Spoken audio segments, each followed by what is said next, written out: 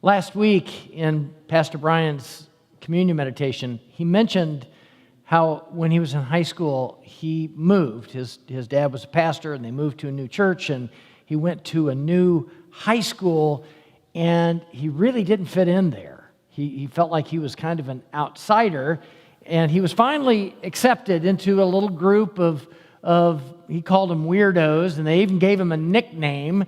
And I had to laugh when I heard that because I had a similar experience around the same age. When I was in the 9th grade, my family moved from a kind of a big, mostly urban school district in Des Moines.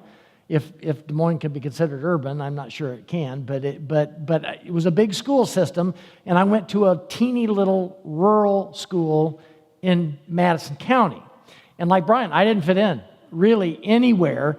But there were a couple of kids who did, and they were kind of outsiders themselves, but they did include me.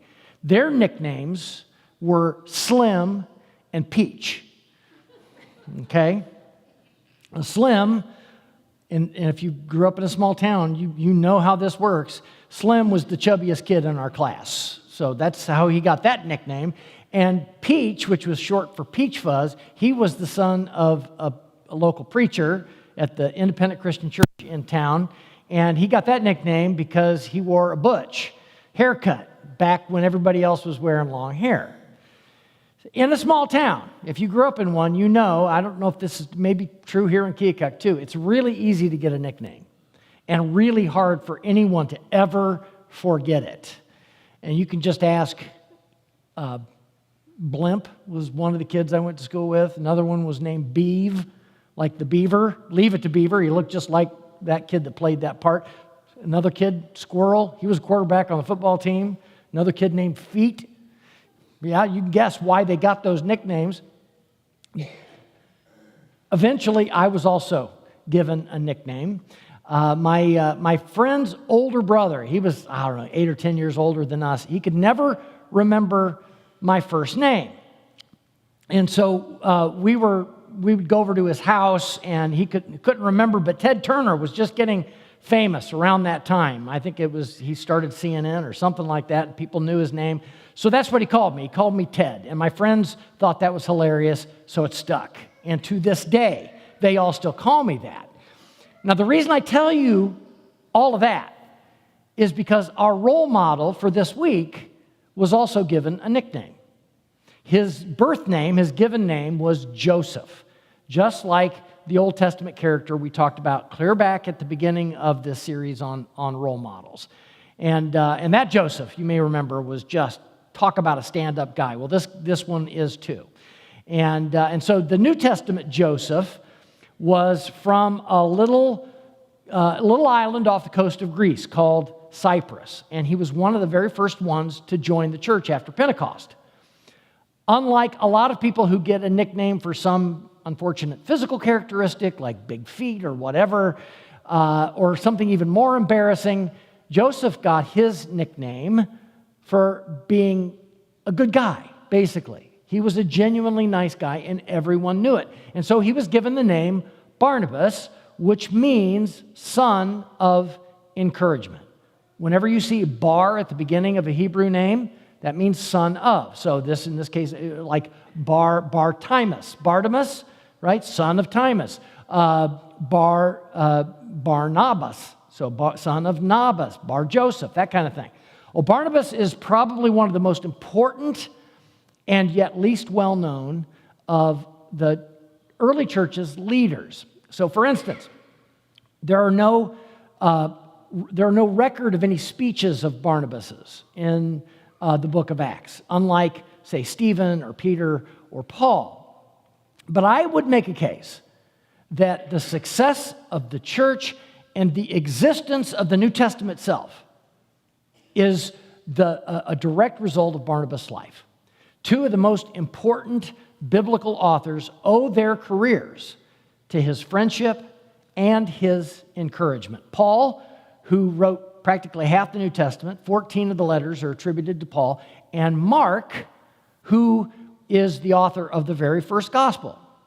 A lot of people, scholars know that. A lot of people don't know that because it's Matthew, Mark, Luke, right? But Matthew and Luke both took a big chunk of their Gospels, direct copy from Mark's Gospel.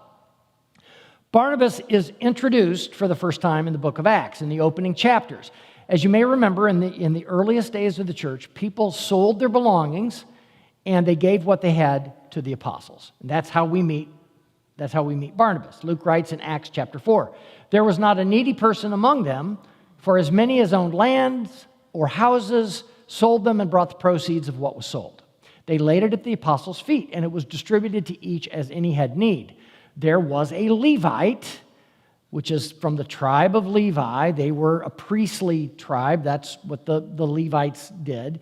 "A native of Cyprus, Joseph, to whom the apostles gave the nickname Barnabas, which means son of encouragement. He sold a field that belonged to him, then brought the money and laid it at the apostles' feet." So Barnabas was all in, kind of like Lydia. We talked about Lydia last week. Barnabas was ready to use his resources. She was a seller of purple cloth, which was a luxury item back in the day. He owned land. Not many people owned land at that time. So the fact that he was willing to sell his land and give the proceeds to the apostles was a big deal. His generosity continues to be an example for us today, right? In that way, he's also a role model. Barnabas doesn't show up again in the book of Acts until right after the conversion of Saul.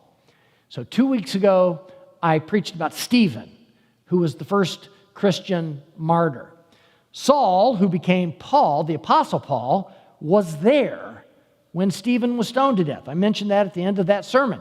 Everyone laid their coats at Saul's feet while they murdered Stephen for being a follower of Jesus. And in Acts chapter 8, verse 1, Luke tells us Saul approved of their killing him. He was all for it. So needless to say, Saul had a reputation. Followers of the way were afraid of him, and for good reason. I once described Saul as the original Terminator. And some of you may remember Arnold Schwarzenegger's killer robot character, right, from the original movie, the first Terminator movie.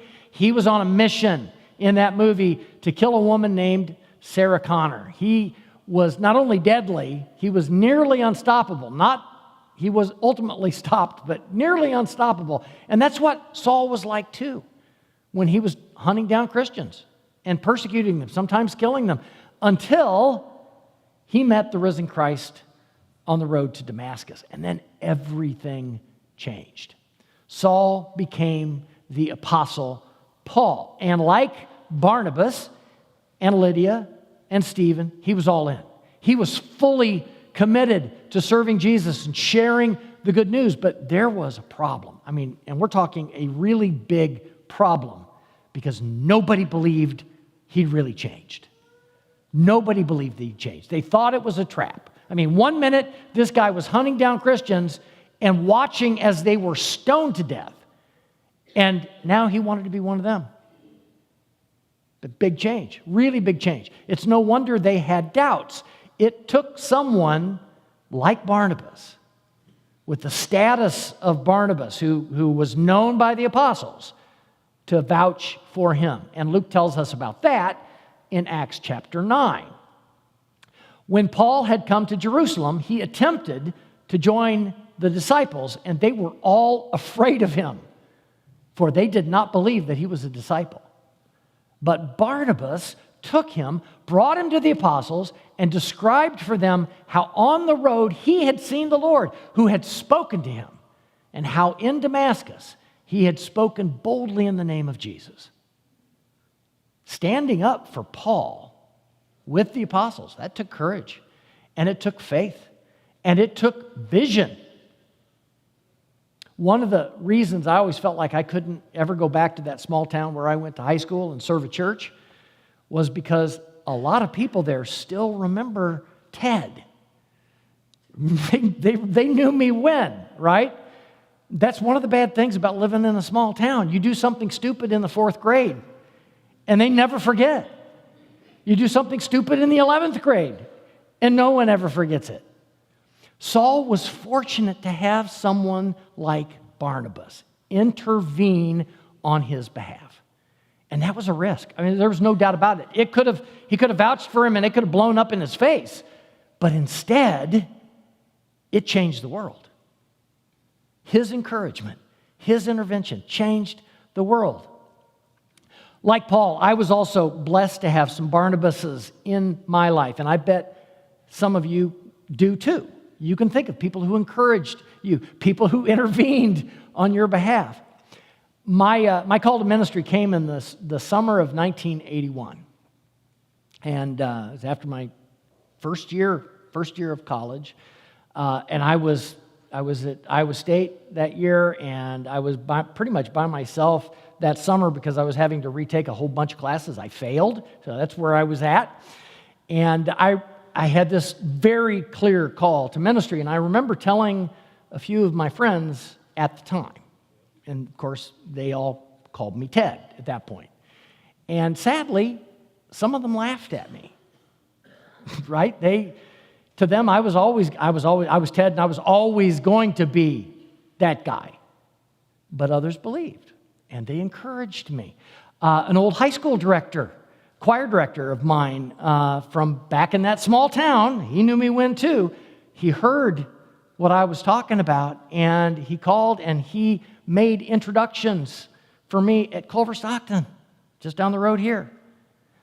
And the next thing I knew, kind of like Paul in Jerusalem, I was standing in a pulpit at Wauconda Christian Church in Wauconda, Missouri, 42 years ago this fall. 42 years ago this fall. Had it not been for my encouragers, thank you. Had it not been for my encouragers then, I wouldn't be here today. No way. I don't know where I'd be. I wouldn't be here. The church has always been a place of second chances. Last week at junior camp, one of the Bible stories that we looked at for one of those days was the parable of the prodigal son. One of my all-time favorite stories. And in that story, we see a perfect example of how God extends grace even to those who've done dumb things. And there's no other way to describe what the prodigal son does, the younger son does in that story, but that it's dumb and it's foolish and it's irresponsible and it's selfish. It reminds us that God is ready to forgive us, even when forgiveness is difficult for everyone else. Now, you might remember the older brother in that story thought that his father was being foolish for forgiving his brother. Thought he was being naive and foolish for celebrating, throwing a party for his return. And I've always thought the older brother had a point, right? He had a point. Definitely. He'd stayed, he'd worked, he'd always done the right thing. The younger brother was irresponsible and selfish. There's no getting around that. He didn't deserve forgiveness. He certainly didn't deserve a party. But that's the whole point of grace. No one deserves it. The point of Jesus' parable, really the point of Jesus' whole ministry, was that God's highest priority is finding lost sheep. God's highest priority is finding lost sons and giving them a second chance and bringing them home again. What Saul did, persecuting Christians, way, way worse than what the prodigal son did. Way worse. Practically unforgivable. Really. But God's plan was bigger and more amazing than anyone could imagine. Barnabas got to be a part of that. Paul had passion, he had intelligence, he had determination, which he'd been using against the church, but that was exactly what God needed to grow the church. In order for Paul to join the team then, he needed someone to intervene on his behalf, to vouch for him with the apostles in Jerusalem. And that's where Barnabas comes again back into the story. Had it not been for Barnabas, Paul's ministry might never have even gotten off the ground. It's not surprising then that when Paul went on his first missionary journey, he took Barnabas with him. He's like, I need this guy. Paul was strong and he was tough and he was determined and he was passionate about what he was doing, but he needed Barnabas love and grace and gentleness to balance him out. It's why they made such an effective team. But there was also another young man. Okay, this is the next twist on Barnabas' story. There was another young man who joined them on that first trip, and it was Barnabas' nephew, John, who was called Mark. Again, the same Mark who would go on to write the first gospel. Missionary journeys like the one that Barnabas and Mark took with Paul were not easy. Those first Christian missionaries were beaten, they were thrown in jail, they were abused by fellow Jews. Missionary journeys like modern-day trips were not vacations. And I know some of you here are regular mission trip goers. You know this. So when somebody tells me that they're interested in going on one of our adult mission trips, I always want to make sure they really understand what they're getting themselves into. There's no hot water in most places. Rarely is there air conditioning. The food is probably not going to be what you expect. The sleeping situation is going to be dicey at best. And there will be unexpected things that happen, unexpected hardships. That's just how it goes. That's all a part of going on one of those trips. Well, apparently that was true in Paul's first missionary journey too, because Mark couldn't take it. Mark, when things got tough, he checked out. He went home to mommy. That's what he did. That's what Mark did. He went home, he checked out, and that made Paul really unhappy. In fact, I think it's fair to say that Paul held that against Mark for a long time. So when it came time to go on their second missionary journey, Paul had some pretty strong feelings about who should go and who should not go. Okay, we read about that in Acts 15. After some days, Paul said to Barnabas, "Come, let us return and visit the believers in every city where we proclaim the word of the Lord and see how they're doing." Barnabas wanted to take with them John, called Mark, but Paul decided not to take with them one who had deserted them in Pamphylia and had not accompanied them in the work.